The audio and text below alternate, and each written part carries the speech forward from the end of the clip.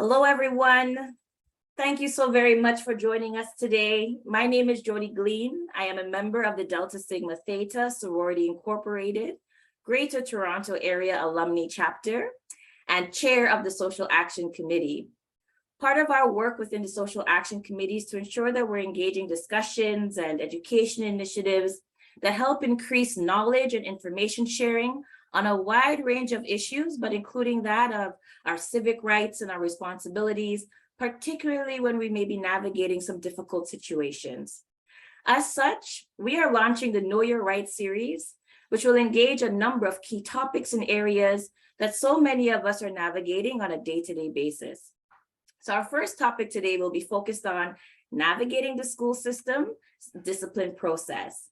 As the return to school quickly approaches, this is a timely conversation so that we can be equipped and our children can be equipped with some key tools and insights in the event that any one of us or our children have to navigate the discipline process if some unfortunate circumstances arise.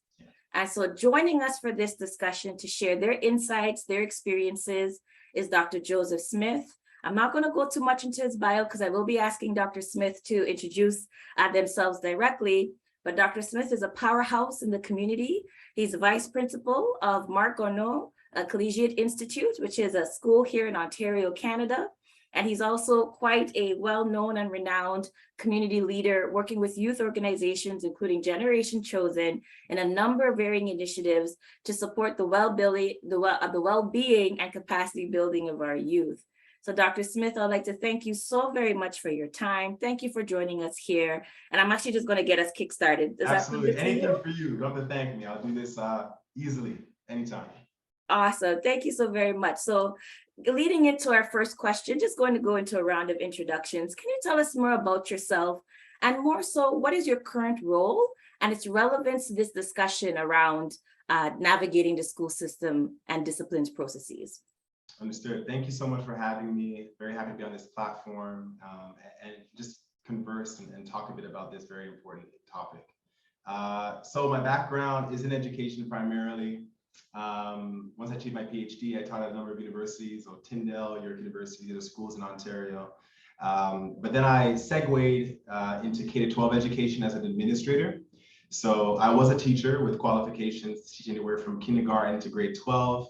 But I soon saw that with certain positions of power, you would be able to affect different types of change. The classroom is an agent of change if you use it wisely, but I do know that my role now as an administrator allows me or affords me the ability to do certain things that I couldn't do before. And it can greatly enhance the experience of our Black youth within the school system. And outside of my educational work, I have my own nonprofit called Generation Chosen that focuses on mental health and emotional intelligence primarily.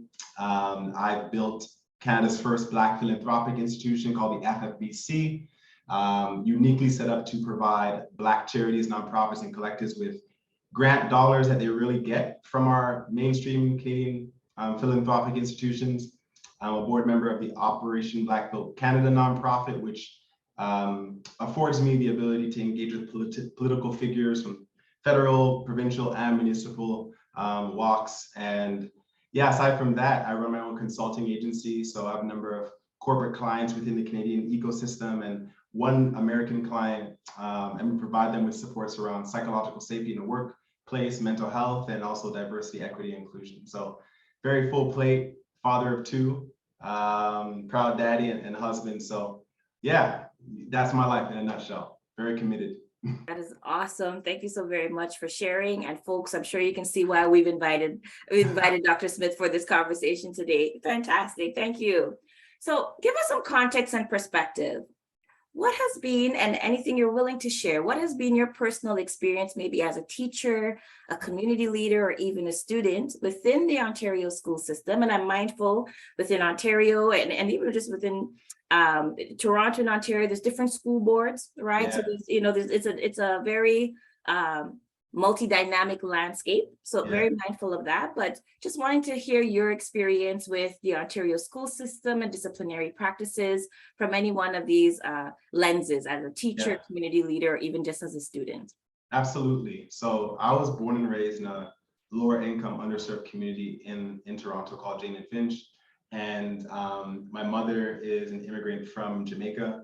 And she came here in the late 80s, and she was a trained teacher in Jamaica for 11 years. But when she came here, the Canadian government, or at least the provincial government, didn't accept her credentials. And so that she had to go back to school. But after completing school, which came at great cost to us, financially and also health-wise, there was a freeze on hiring teachers. So she was out of work for 11 years in total on account of her credentials not being accepted, and then changes within the teaching profession around hireability.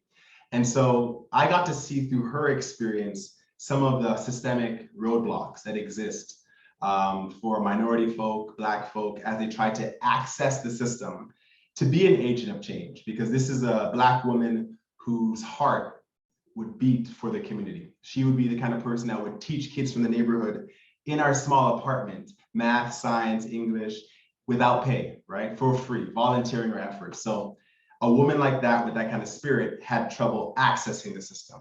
So I think that kind of sets the tone for what I'm about to say about the system itself, right? It's hard to get in it. And when you are a young person growing up within that system, you don't see a lot of folks that look like you teaching you or administering to you and structuring your educational trajectory.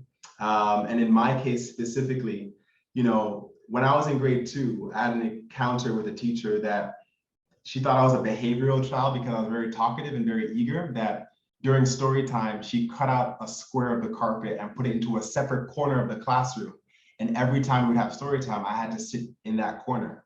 And that was a very explicit example for me of the type of discrimination and segregation that exists sometimes within our school system. And I wouldn't say that our school system is more fraught with these issues now than it was in the past.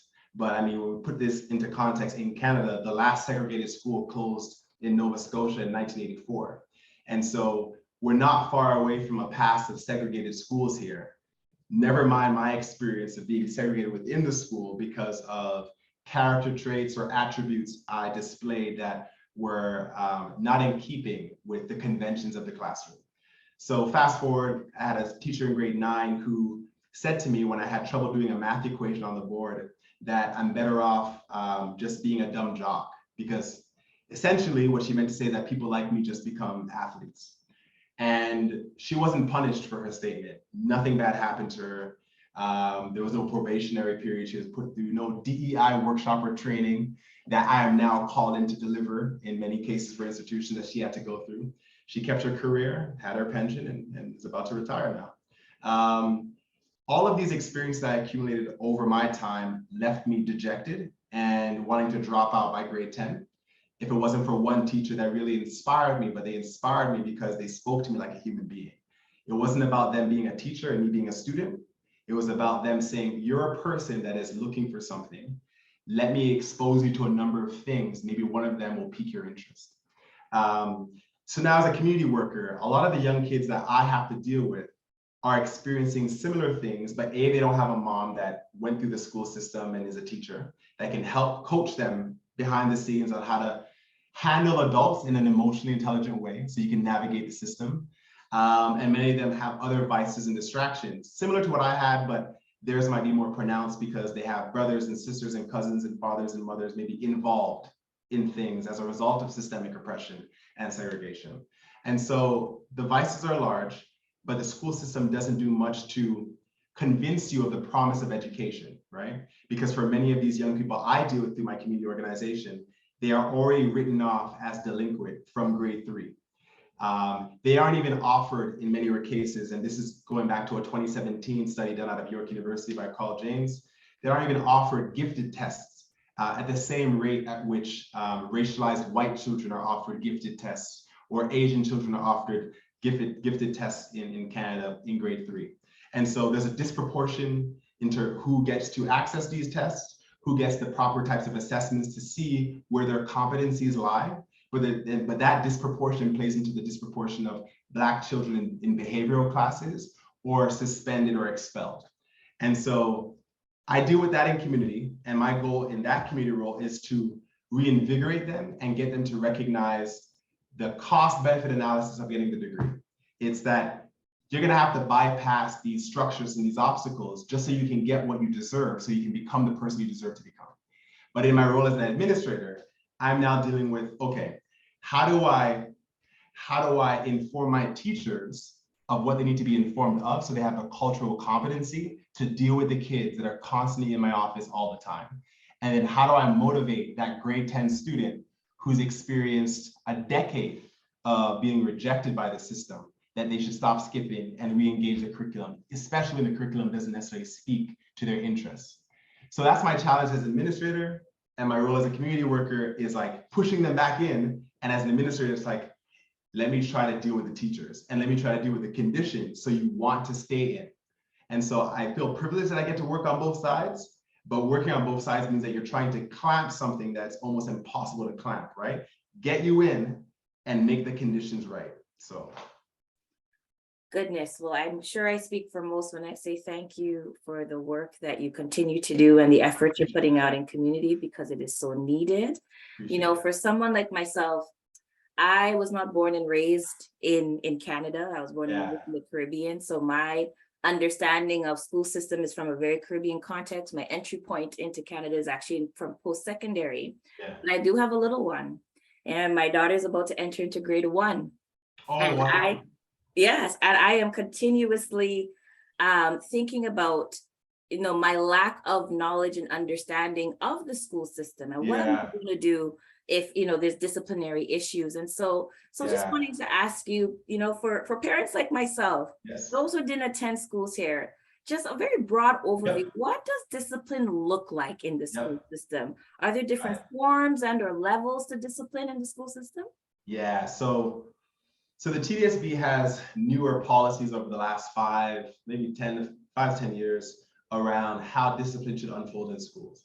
So the practice is called progressive discipline, right? It means that you don't immediately suspend a person if you can avoid it. It means that you will try. I mean, if they've done something that triggers one of the little levers on our internal system of like, oh, this means that, this warrants that, you don't immediately suspend. You figure out, okay, what's the context of the misdemeanor or the infraction that they performed or engaged in? And is there an alternative? Can they do after school support work? Can they meet with a social worker? Can we talk to the parents, give them a warning first? How egregious is what they did? So for example, and I'm jumping the gun and I'll come back. If someone were to bring a gun to my high school and try to use it, even if it was a fake one, if they just pretended to brandish it, for example, that would be an automatic 20-day suspension, with the potential of being expelled, depending on the severity of what you did and if it was a threat, right? But for lower things, like talking back to a teacher, the teacher might want a 1-day suspension, depending on what words were uttered, the level of embarrassment, the conditions that have now been set because this person disrespected you.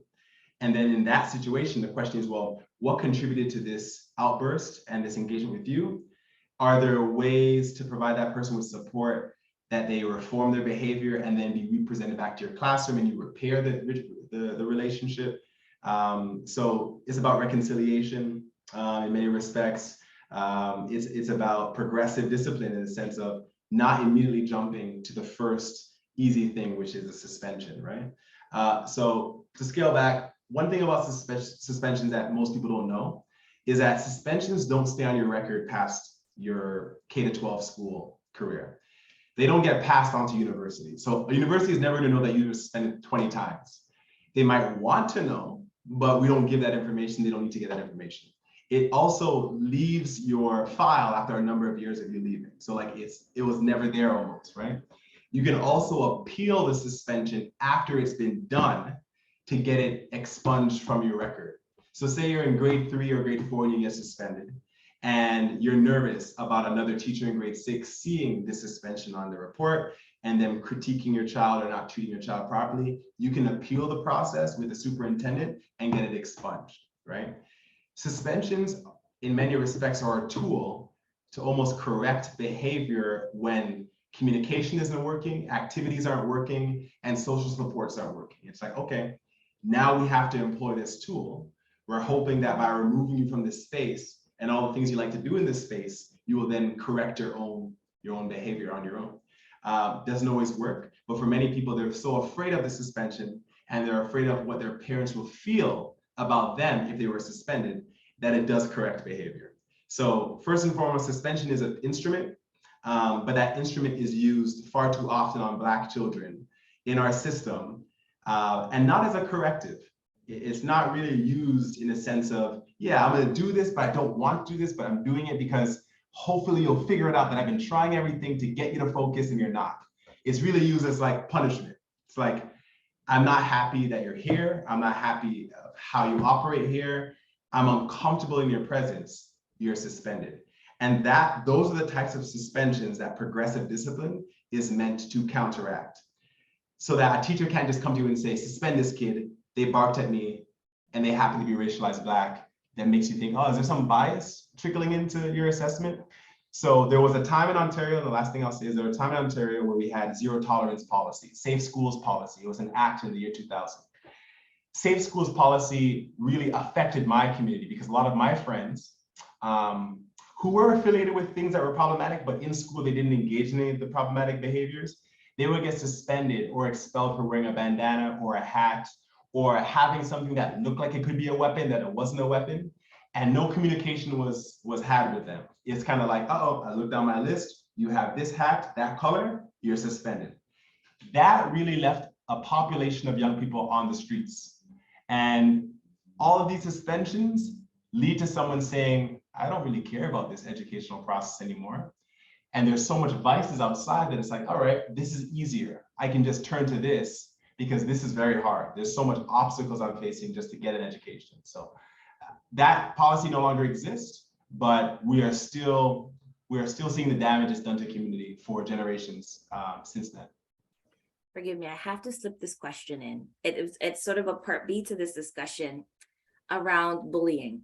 Yeah. And so from your experience, when the incident may be between or amongst children, I'm wondering, what has discipline looked like? And I'm sure there's various levels, if it's word communication versus if there's physical altercation, but just wondering from your experience, where bullying falls in this progressive discipline framework. Yeah. So there's the online cyberbullying, which is very hard to root out because we don't have the human power to track down the IP addresses and figure out what computer something's coming from, and then do the investigation with the police as to who put up this post. So that is very difficult. We can deal with it when it manifests in physical form between all people in school. So it's like, oh yeah, I'm gonna fight you now because online you posted this. We get the post, we see that you were about to fight or you're under the threat. Now we can deal with you in our offices if bullying has occurred or if it could lead to an altercation. So bullying, there's a cyber version and there's a bullying in schools. There's a number of cases I've dealt with that are very difficult to get to the root of who is the aggressor and who's the victim. And those ambiguous cases are typically among young women, unfortunately, where it's really hard to figure out, like, did you instigate this? What did you say? Did you say this? What was the reason? And piecing the story together is very hard. Among young boys or those who identify as male, it's pretty straightforward. It's someone looked at me, said something, and then I reacted, or they've been saying something over a course of time, and then I overreacted by punching them or fighting them or threatening them, right? And those cases are pretty simple. Depends, the severity of the tool we employ will depend upon like how physical it got, right? So if it's a threat, it might not be a suspension, it might be progressive discipline and corrective behavior. Who do we talk to? What social supports we provide you with? But if it's like physical violence or a weapon, fist fights, whatever it is, then it can end up being a suspension and it would be warranted. But the goal is always to run an investigation first. And if police have to be involved, they do their investigation first, we do our investigation second, and then we decide if it's a suspension or not. Now, that means the kid might be sent home, and during the investigation, that's not the suspension. It's after the investigation is done, now you're suspended for 10 days or 15. So a kid can end up being home for a month because of the severity of something around bullying. Thank you. Thank you so very much. And I think one of the key points that was raised, keeping in mind that there's different school boards within the provinces, within your respective areas. So to know what framework they're using, are all school boards utilizing sort of this progressive discipline framework? Yeah. I think it really reinforces the role of getting to know your school board Yeah, and know your school system, which is a great segue into the next question around the roles. So what would you define as the role of the school, the teacher, the student, and particularly the parents in most processes? What should parents know about their involvement once a disciplinary process is being activated? Very, very good question. So the moment a claim comes down to the office from a teacher or from a student, I then print off an identity card of the student in my office. I print off their grades. I print off their attendance of all the people involved. I try to see if there is any contextual cues as to what I'm going to have to deal with that will help me know what I'm going to deal with when I bring them down to my office to have a chat, right? And I also, if it's the teacher that brings the claim, then I talk a bit to the teacher about the ongoing experience that they had. And then I talk to that student's other teachers to see if what the other teachers are saying corroborate what the teacher says. All that gets done typically through email or through my computer before I even see a student or a teacher. Then they come down to my office and I see them and I talk to them and I figure out what's going on. Once that happens, I might tell the teacher to go back to her room and she can keep going on with her classes. When the student has to sit outside the office, I then call the parents and let them know what I know. And that will typically come after I have a sense of what the next step will have to be. So it's up to me now to assess the severity of it and what I think needs to be done based upon the character of the student, character of the teacher, the integrity of the story. And I'm responsible to communicate all of that to parents. And the parents could push back and say, well, I don't like the idea of them being suspended for a day, or I don't like this idea, but I can stand my ground if I feel like the issue was egregious enough to warrant one. Or I might be amenable to hearing that person out based upon some other contingencies in their story, right? Like, oh, they recently got an assessment and there are mental health challenges and my kid's suffering from depression, and this might be why they did this. Now, if it's physical violence that got involved and I didn't know about the mental health challenges before, I can't use that to like dictate, oh yeah, well now I'm not gonna, I have to really think about the impact, and the intent might not have been there because they've been struggling with other things, but I have to look at the impact. So if I have a young kid that's now afraid to go to school because somebody that was struggling with something at home didn't tell me about what they were struggling with and lashed out on that kid, the impact of that is so great that I now have to figure out how to separate these people from each other, maybe alternate classes or suspend so people can cool off, and then I get other people involved to talk to these parties. So the process is extensive, and I've gotten quicker at it to where I can make a judgment and assessment, and not have this be a 3-hour ordeal. But the first time I had to deal with a suspension, quite long, like 3 hours, where you're calling people, bringing them to the office, making assessments, calling parents, going back and forth. But parents need to be in the know as soon as the principal or vice principal has made an assessment of the situation. Okay, thank you. And that's actually a really great segue into the next question, which is, what would be your recommendations to parents on how they should be engaging in this process as they're inquiring about the disciplinary measures extended to their kids? Is there a way that they can be effective in supporting their children, advocating for their children in this process, and or with the school? Great question. And the answer is the same answer that somebody probably would have given in 1972, 1985, 1999. The answer is engagement. I have a TDSB cell phone. My number is on the email they send out to parents and staff and students. A parent can take my cell phone number down and text me whenever they want. Now, I would hope they're not annoying and just text me every minute of the day. But the point is, they can stay on top of things. If they know they have a kid that has a history of being prone to certain behaviors or has a history of altercation with teachers, maybe not even for their fault, but just because of the way they interpret things or they filter information, then it's good for that parent to be checking in with me at least once a week. Like, have there been any things coming to you? Have there been any, whispers of something? Have there been an issue? And it's important for that parent too to connect with the teachers, right?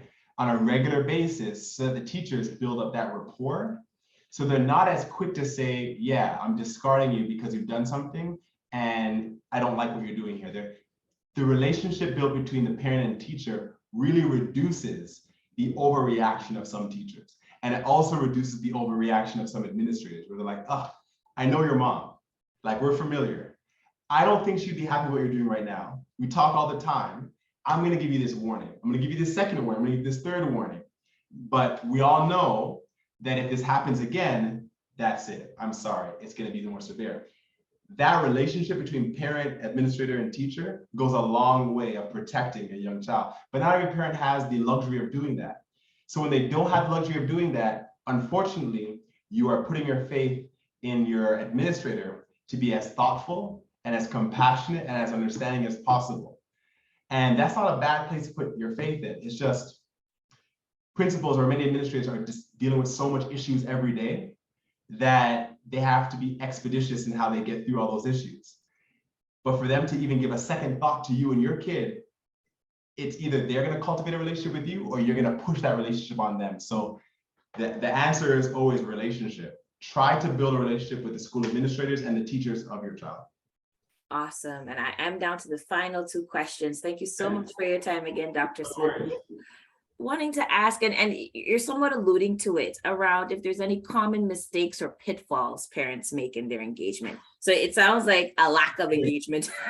That is a pitfall for sure. Yeah, but are there any other things that you've seen parents do that just hasn't helped the situation? Yeah.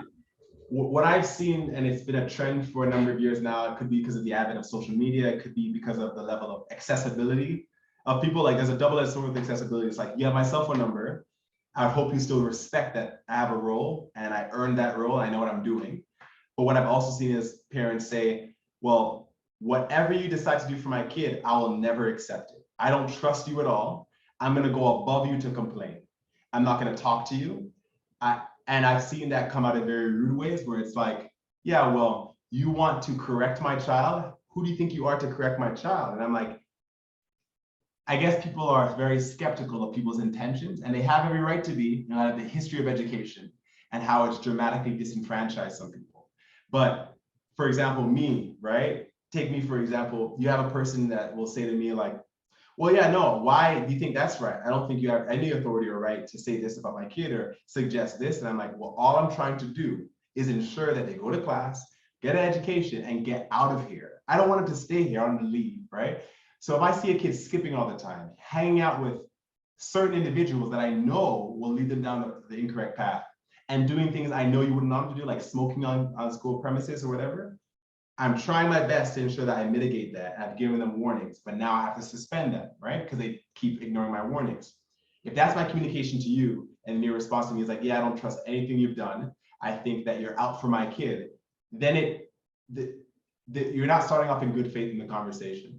And so, it's up to me to consistently communicate to you what's been going on. And if I do that, and I'm doing my due diligence, then I would expect that your response back to me would be like, okay, I see where we're going. I see how things have been trending. I understand what you've expressed. You might not like it. You might want an alternative, but then present that alternative to me. But something has to be done because the behavior has to change. Because I have other kids that need to be in the space and feel comfortable in the space. So sometimes one of the issues is not engaging at all as parents, or engaging not on good faith, not in the sense of like, I'm going to work with the system and I'm going to hope for the best as I work with the system. So.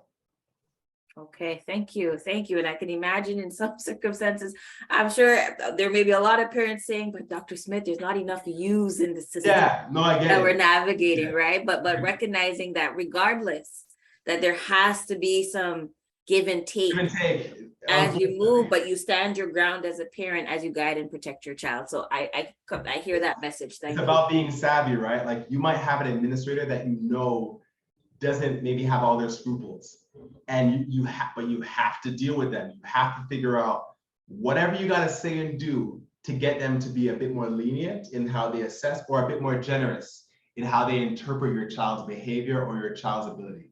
That's the tough part, because we know we're dealing with sometimes systems that are racist and sexist and oppressive. And yet, as a person who's a minority, you have to figure out how to work it. And that's always been the case for our community, right? Yes, awesome. Okay, so to end this conversation, wanting to end on a proactive note, right? And so, and our conversations have been leading in this area around what are some of those steps or activities on the onset? The new school year is just upon us. Yeah. I hear the piece on the engagement. Are there additional things that as parents we should do to help mitigate any potential navigation or interaction with disciplinary measures? Yeah. So it's back to engagement. Right now, email those teachers. Email the teachers that your kids are going to be having to deal with. Email them, get ahead of it, talk about how amazing the kids' summer was, what they learned. Try to give them a narrative that they can hold on to so they interpret your child through the lens of that narrative. Be proactive and get ahead of the type of interpretation you want them to have. Connect with the administrator immediately. Other than that, I think it's important for people to look at community organizations that neighbor the school that your child is going to, so that they have other outlets and other mentors and adults that can advocate on their behalf when you're not there. That way, if you're busy, if you're not present, they have a mentor in the community that can look out for them and say, no, but that kid doesn't do that with me. So the behavior you're displaying could be something else. You want more people on your side to speak to your child's character. And that's really the golden piece, right? So other teachers in the building, if you can make friends with the custodial staff, like whoever you can connect with, build relationships with them now. I know you might not have the time, but if you could take a week to just send out text messages or emails or make phone calls on off hours, just to let someone know that you exist, you are here, your child exists, your child is here, and your intention for them is good, and their intention for themselves is good. And if you see behavior that runs counter to that, it's because they're growing. Like, I think often we don't humble ourselves enough to recognize like this is a process. Going into adulthood is a process, and it's an uncomfortable process. And so we need to take a step back and not overreact when we see behavior that we don't want displayed. But in the absence of a person employing those lenses, you have to get ahead of this job by getting as much people on the side of your child as possible. And so, yeah, I'll leave you all with that. My goodness, I am filled with so much gems. Like, I thank you. Thank you, Dr. Smith. This was actually a very personal conversation to me. I've been grappling with this. I won't lie to you, I'm in fear at times. Yeah. When my daughter engages more and more in the system. And so this was truly helpful. Thank you for your time, for your sharing your experiences and your expertise with us in the wider community. I'm quite sure this will be a highly viewed video. So thank you so very much. Anytime, sis. Anytime. Anything for you. All right. Thank you so much. You take care of yourself. And to everyone, thank you so much for joining us for this conversation. Much more exciting interviews to come under this particular theme of knowing your rights. So Dr. Smith, thank you. And thank you to all of you. Thank you for joining. Bye, everybody. Have a good one.